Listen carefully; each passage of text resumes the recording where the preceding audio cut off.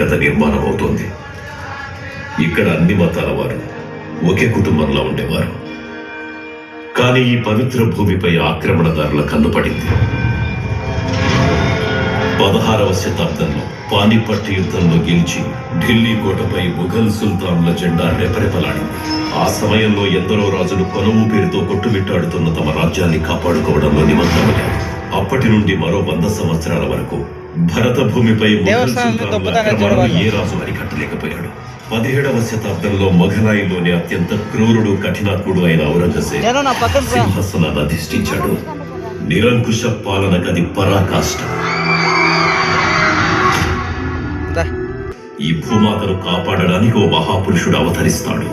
మళ్ళీ అలాంటి సమయం వచ్చింది.